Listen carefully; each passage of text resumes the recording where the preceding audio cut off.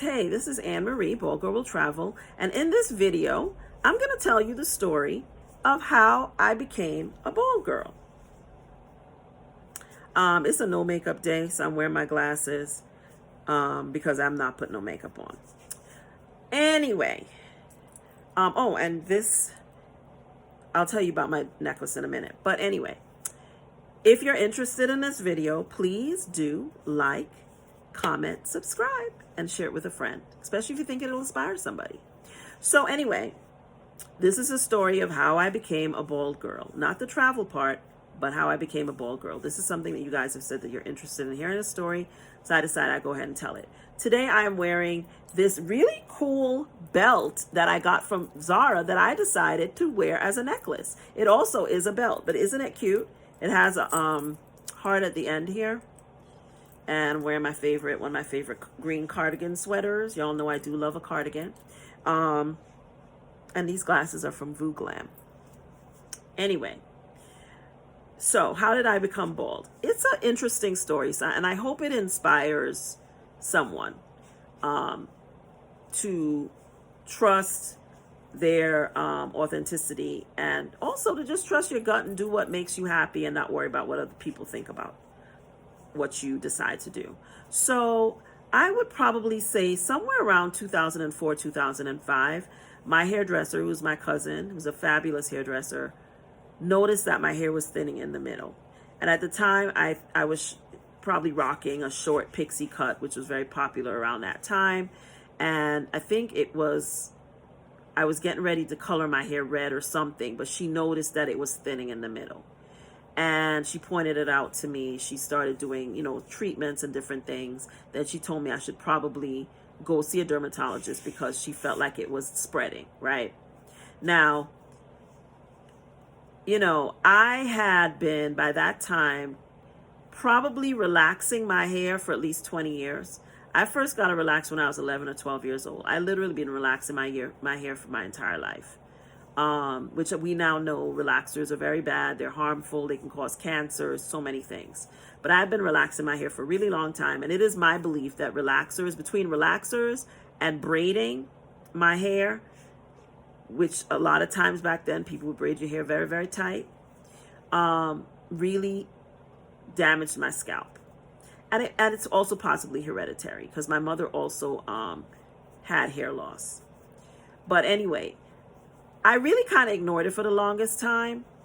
And then when I went to a dermatologist, the first dermatologist I went to, recognized the hair loss, suggested shampoos and things like that. But she really was not a scalp, dermatologist. That was not her specialty. And so the things that she told me to do really didn't help, and the issue just continued. And I continued relaxing my hair. Which I realized now was a bad mistake. And then I started getting weaves, which is also problematic because they braid your hair down really tight to put weaves in your hair as well. So continued doing that. Hair continued thinning out, falling out. Finally read about a dermatologist, I think in Essence Magazine or one of these places, and that was based in Washington, D.C., which is where I was living at the time. And I went to her, a Black woman. Her name is Yolanda Holmes, and she's the person who diagnosed me with scarring alopecia. And explained to me that, a whole area in my head, on top of my head here, where it's smooth to the touch, that hair was never going to grow back, that it was gone, right? It has scarred, it was gone. The only thing that I could do was probably get a hair transplant. And there were things that she started doing to try to keep it from spreading. And one of the things that I had to stop doing was stop relaxing my hair. And so I decided, probably around 2012 or 2013, somewhere around there, to shave my head, to just go natural and shave my hair and then wear a wig. So I started wearing wigs probably somewhere around 2010, 2011-ish, somewhere around there. I really don't remember the exact years, right? And I became a wig connoisseur, right? A wig collector, right? But the reality is that I never really liked it. I looked great, right? That's not really what it was about. But I just never felt comfortable wearing a wig. I also found it incredibly uncomfortable, especially in the summer when it was hot. It was just hell wearing wigs. I don't know how people do it, to be honest with you. I see people do it and I don't know how they do it. It just was not for me. And so even though I looked fabulous, I always felt like a fraud. And I remember I had a convertible at the time, and I would never feel happy driving the top down because I always worried the wig was going to fly off my head. And I loved my convertible, but I didn't love the fact that I was a person who wore a wig that owned a convertible. So there was that as well. And so, I had, people going to ask what kind of convertible. I had many. I had a BMW convertible at one point. I had a Lexus convertible. I had a Mini convertible. I was a convertible fan, but I never truly enjoyed driving my convertible till I went bald. But we'll get to that in a minute. But the reality was I didn't like wearing a wig. And I think the reason I didn't like wearing a wig is I felt like I was hiding. I always felt like I was hiding something. And I always felt like someone was going to find out what I really looked like under the wig, right? And and then the wigs also made my scalp itch. It irritated me. I just didn't like it. And so even though I got really good at it, I spent a lot of time watching YouTube videos, learning everything there was about wigs. I learned how to cut my wigs myself, style them myself. I found people on eBay that sold really great custom wigs. I was getting wigs from India direct and from China and all the things, and the wet, wavy, and the every type. But I never really liked it. I never felt like myself in it. And so, I remember the first time, the most traumatizing thing was coming to realization that my hair wasn't going to grow back. And that took a couple of years to accept. And then I remember the first time I had another cousin of mine who was a hairstylist shave my head for me. And that was really hard. But then I really looked at myself in the mirror and realized that I actually liked the way I looked, right? And then I watched some videos, got some clippers, shaved my hair myself with the clippers so that was nice and even. And I realized that I really liked the way it looked. And so I kept wearing the wigs, but in the back of my mind, I kept thinking, what if I just go ahead and, just don't wear anything? But I just kept wearing the wigs.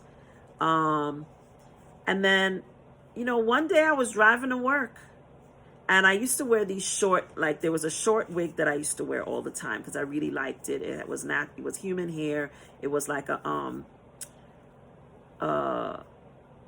what did you call that thing? The finger wave, but I would pull the waves out. So it looked curly, but it wasn't finger waved when I wore it.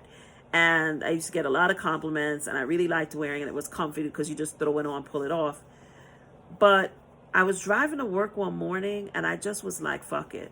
And I just took the wig off and threw it out the window. I'm not kidding. I mean, I had several of the same wigs. It wasn't a big deal. But I just was so tired of dealing with the wig and, the issues and the styling and all the money I was spending and just feeling like I wasn't myself. And so I just tossed it and I walked into the office with my head shaved. And all I got was compliments all day long. People kept coming and telling me how great I looked, how much they liked my new hairdo. I remember my boss was a very, 60 plus, pushing 70-year-old white man who came into my office and was telling me how wonderful he loved my new hairdo, he said. And that's all I got all day, all week. And I just decided, you know what? I'm going to keep my hair like this. I think my kid had a hard time adjusting to it, right? But, I basically had to let the kiddo know that this was not about them. And that, yes, I was going to be dropping them to school with my hair just like this. And this is how I was going to be wearing my hair from now on. And they were just going to have to get used to it. And they did, right? And so I just, found that once I shaved it and just went outside with it just the way that it is, that I was happier. I didn't feel like I was hiding anything. When I met people, went out on dates, this is what they're getting. I'm not hiding anything. I don't have to explain it later, what I really look like without the hair. I just stopped wearing the hair, right? And I found that my life became happier. I felt like I was finally myself. I really like this necklace. I found that I felt like I was finally my authentic self when I finally decided to shave my head. And because of that, I was happier. And I landed probably the biggest job I've ever and most important job I've had in my career that paid me the most money as a bald-headed woman going into the interview. Multiple jobs, actually, as a bald-headed woman going into the interview. So I realized that people didn't really care. They cared about who I was and my skills and my knowledge and my abilities, and they didn't care that I was bald. And I just came to realize that the people who had a problem with it were not people that I was particularly interested in knowing anyway. People in your family will always have something to say, but, I learned how to check people, so they knew that I wasn't really interested in their opinion. But it was really few and far between that I had to deal with that. I found that most people were like, it looks good, they like it, they think it's dope. I had a lot of women come up to me and compliment me, strangers on the street, Black women, telling me how much they wish they could do what I was doing. And I would always tell them, you can do whatever you want. I remember going to Africa for the first time to visit some country offices for my employer. We had offices all over the world, and multiple African women coming up to me and telling me how much they loved my hair. Western Eurocentric standards have very much, they're very much a thing in Africa as well. You go there and you see everybody with wigs and weaves on, which always kind of makes me sad. And I remember one woman in particular telling me she wished she could do what I was doing, and that underneath all this hair, she, was also losing her hair. And I told her, you can do whatever you want to. And if you don't like wearing it, take it off.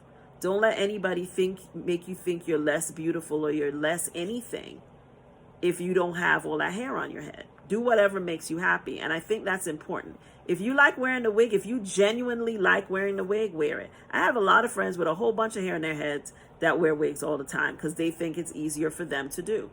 That wasn't my experience, but I don't knock other people. I think whatever makes you happy is important. But if you are hiding who you really are and you're afraid for people to know what you really look like, then that might be an issue. But if you're just wearing it to protect, as a protective style, which people love to say, but everybody is not wearing it as a protective style. There are a lot of us that look just like me underneath those wigs, because a lot of us, especially my age group, we damaged our hair because of the relaxers and all the chemicals and stuff and the braids and not knowing how to take care of your hair properly. I feel like the younger generation has a better handle on this than we did. But I've had other people in my family who stopped relaxing their hair and was able to save their hair. So it's something that you can do. But for me, I didn't like the wigs. I just didn't feel right wearing it, even though I looked really nice. And if I can, I'll put some pictures up during this for you to see what I looked like. I looked good. I just wasn't happy. I felt like I was hiding my true self. And so now I feel like I am my real self all the time. And I strive to be my authentic real self 24/7, right? And so being bald is a part of that for me. I feel like I don't have to hide anymore, that I am who I am, and people can like it or not. It's really not my concern. I don't even notice half the time when people are staring at me. I remember my best friend, my late best friend, used to say that to me all the time that we would travel, and she would notice people staring at me, and she was like, you are like blithely unaware of how people stare at you when you're walking down the street. And I said, people need to stare at me when I'm walking down the street. I'm fabulous. I'm fabulous. They're supposed to stare at me. I said, so I expect people to stare. I said, I know I look different than the average person. So I expect people to look at me, and it's just not something that I make my concern. I care about what I look like when I go outside. So I expect people to notice me. Right. And so I think, it doesn't bother me. And I honestly, most of the time, don't even notice. So I think, for me, being bald is the best choice. It's not for everybody, right? But I like it. It makes me happy. It's super low maintenance. I still shave my hair myself. I don't go to a barber or anything like that. I like a nice clean shave, and I do it myself. And it's just, for me, the best thing. It's not for everyone, and that's okay. At the end of the day, I just think as much as you can be yourself, the happier you will be. And so that is my story about how I became bald.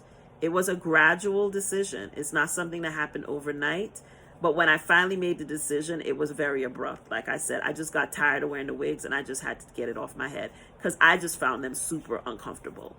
And it was in the summer and I just couldn't take it anymore. And I just snatched that thing off my head and threw it out the window and went on into the office. And so, if it's something that you're thinking about, take your time and just, if you want to do it, do it. If you don't want to do it, don't. If you like the wigs, wear it. If you like the weaves, wear it. But if you want to be bald and it's something you've been thinking about, give it a try. Give it a whirl, So I hope this is inspiring to somebody. I hope it answers the questions that some people might have about it. Pros and cons. The only con for me is that I catch head colds very easily. And so I have to make sure that I cover my head. And like, for example, right now where I live, has gotten very hot. And so I have to run, fans in my house, air conditioning, things like that. I can catch a cold and get really sick. So I have to really be careful of that. So I'm always wearing baseball hats, and I'm not wearing them to cover, to hide from people. I'm wearing them because I don't want to get sick. I've, learned to embrace scarves, especially at nighttime. When I was in Cape Town, the weather was getting cool and cold. I caught a cold there because I wanted to go outside and be bald and be cute. And then a couple days in, I had to start putting scarves on my head because I felt the cold and the sinuses and everything clogging up, because air conditioning and things like that really can bother me, especially when I'm going from warm to cold. When it's really hot outside and then you go into air conditioning and things like that, I can catch a cold really easily. So I have to be super careful on airplanes, things like that. I always have to cover my head, put something over my chest. For some reason, I'm more susceptible, and I think part of it is because my head's exposed. So that's probably the only thing that I would say is a con for me is that I have to still, cover my head and wear baseball hats and be very aware of the temperatures and so on. And when you're menopausal, it's a pain in the ass because you're hot all the time, then you're cold, then you're hot again. Then if you have the fan directly on you, you could catch a cold, because that's one of the things my doctor told me, not to sleep with the fan directly on me, which is very hard when you're hot and you can't go to sleep. So that's probably the only con. But other than that, I love it. I can honestly say I love it. I love being bald. I love, getting up and just being able to put my clothes on, put some makeup on and go. I will say, you have to take care of your head the same. I treat my face and my head as one thing. So I moisturize, do all the things I do to my face, I do to my entire head now because it's exposed. Sunscreen, super important, right? Not just on your face, but on your head. I'm very sensitive and careful about those kinds of things because, I don't have hair to cover my head. So I have to wear, make sure that I wear sunscreen, that I wear hats when it's super hot. I really don't like, and I have a small head. I always tell people I have a very big brain, but I have a small head. So finding big straw hats is something. I still haven't found a straw hat that I love. I'm still on the lookout for that. I love a good baseball hat. The same thing with what do they call those other hats? Those bucket hats. Love the way they look on other people. Don't like them on me. Love fedoras on other people. Don't like them on me. I think I have one fedora that I like. It's very hard for me to find hats that I really like besides baseball hats. I do love a good scarf, and I'm really like getting into scarves. Like I met this lady in Cape Town, and she was doing the scarf with the fedora, and she looked so fabulous. She was bald as well. She looked so fabulous with that scarf and fedora situation, but I just don't think that would look good on me. So it's, finding your own personal style as a bald person in terms of headdress, because sometimes we actually have to wear headdresses to keep ourselves from getting sick. Like in the winter months, I have newsboy hats, or another type of hat that I do like, but every hat doesn't look good on me. So I'm always like trying hats on, and then like I've yet to find the perfect beach hat. Like straw. I would like to like one of those big floppy beach hats, but they just don't look right on me. So that's probably the only thing I have complaints about, is not always being able to find hats that I like to wear. But being bald itself, I have no real complaints about that. except that, I have to wear scarves and things like that when it gets colder outside, and hats. I can't go out without those things. But for me, it's a part of who I am now, and I have no intentions of ever wearing a wig or anything like that, because I just personally don't like it.